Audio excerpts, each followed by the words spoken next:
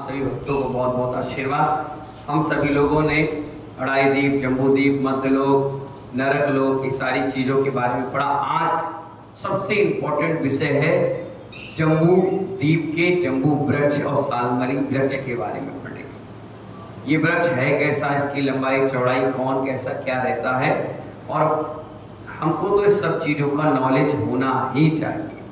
क्या होना चाहिए सुरेश चंद जी? होना चाहिए। जम्बू द्वीप के उत्तर कुरु और देवकुरु में क्रमशः जम्बू वृक्ष और सालमली वृक्ष स्थित है। कौन कौन से वृक्ष? जम्बू द्वीप में जम्बू यानी जामुन का और सालमरी वृक्ष एक ईशान कोण में है, एक नैऋत्य कोण में है, एक दूसरे के सामने है ना। ये दोनों वृक्ष पृथ्वीमय है, यानी पृथ्वी कायिक है। क्या है? हाँ, ये पेड़ पौधे जैसा नहीं रहता, नाम है। हाँ ठीक है ना। जम्बू वृक्ष उत्तर कुरु में है। कौन से कुरु में? और इसकी अवस्थिति सुमेरु पर्वत के ईशान दिशा में है। कहाँ पे? ईशान दिशा में वृक्ष। अपन कहते हैं ना भगवान कहाँ विराजमान करें? ईशान कोण पे। कहाँ करें? हाँ ठीक है ना। नील पर्वत के दक्षिण में और माल्यवान गजतन के पश्चिम और सीता नदी के पूर्व में है। ये सब चीजें आगे जो आपको पहले पढ़ा दी। और सालमरी वृक्ष देवकुरु में। उत्तर कुरु तो समझ में आ गया। अभी देवकुरु एक स्थान है। इसका अवस्थान निषद पर्वत के उत्तर, विद्युत प्रभ गजनन के पूर्व और सीता नदी के पश्चिम और सुमेरु पर्वत के नैऋत्य दिशा में है। एक नैऋत्य में आ गया और एक ईशान कोण में आ गया। नैऋत्य में कौन है? सालमली, और ईशान में जम्बू। दोनों वृक्ष स्वर्णमय वेदिका से वेष्टित। कैसी है वेदी उसकी? स्वर्णमय। जैसे अपन कोई पेड़ बनाते हैं उसके वो बना देते हैं, नीचे ईंट गिट्टी सीमेंट से बना देते हैं मजबूत, तो इसमें सोने का सारा सिस्टम है। वेदिका काय की वेदिका है? सोने की। चांदी नहीं, तांबा नहीं, पीतल नहीं, लकड़ी नहीं, पत्थर नहीं। काय की है भाई? सोने की है। दोनों वृक्ष स्वर्णमय वेदिका से वेष्टित एक ऊंचे पीठ के मध्य स्थित है। ऊंचा स्थान है, वहां पर बनाया गया है। इन वृक्षों की कुल ऊंचाई 8 योजन है। कितनी? 8 योजन ऊंचा है, बस इससे ज्यादा नहीं है। इनका तना 2 योजन का है। जो तना होते हैं वो कितने योजन का है?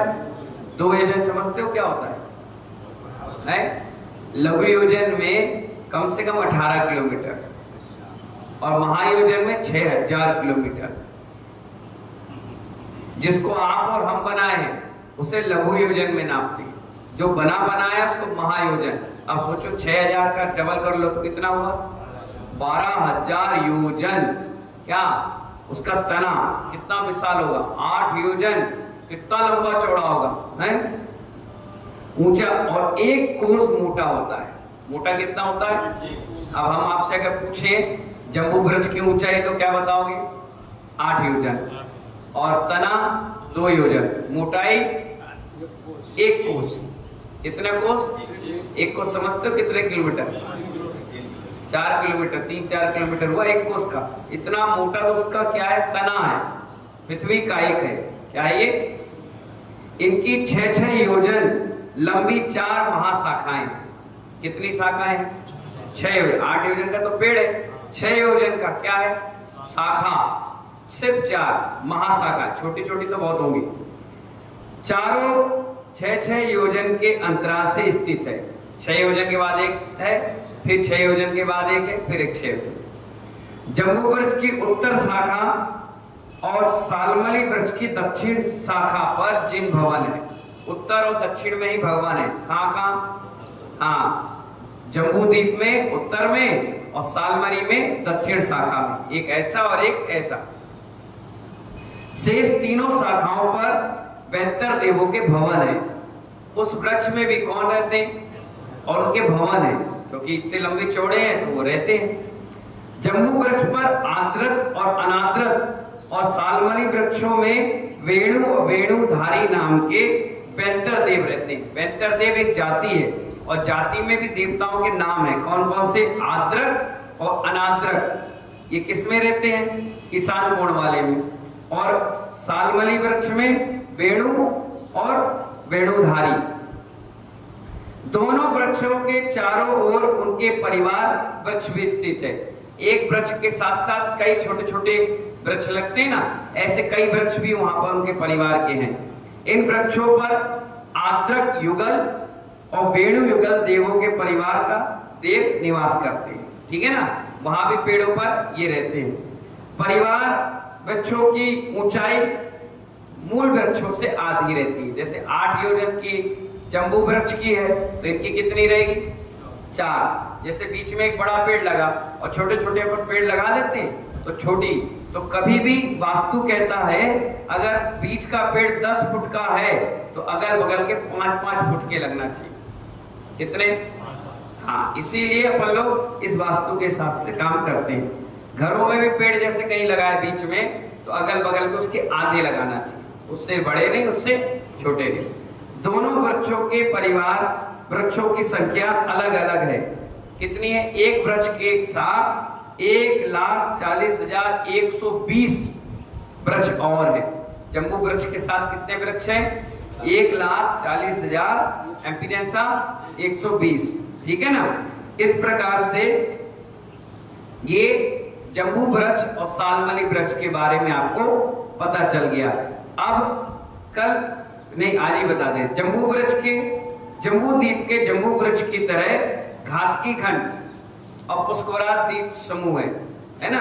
तो घातकी खंड के दोनों देवकुरु और उत्तर कुरु में 2-2 के हिसाब से कुल 4 घातकी यानी आंवला का वृक्ष है। कितने हैं? अब यहाँ पर कौन कौन से वृक्ष थे?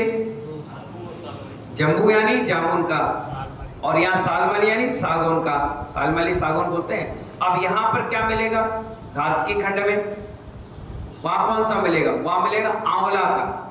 कौन सा? आंवला का वृक्ष। इन समस्त कथन जैसा यहाँ है 8 योजन का, 2 योजन का तना, 4 कोस का उसका मोटाई, 1,40,120 वृक्ष और आधे उसकी हाइट, ये पूरा का पूरा घातकी खंड में भी ऐसे ही रहेगा। बस वृक्ष का नाम बदल गया, आंवले का वृक्ष। ठीक है। इसकी इसी प्रकार पुष्कराज द्वीप में भी ऐसी व्यवस्था मिलेगी। कैसी मिलेगी?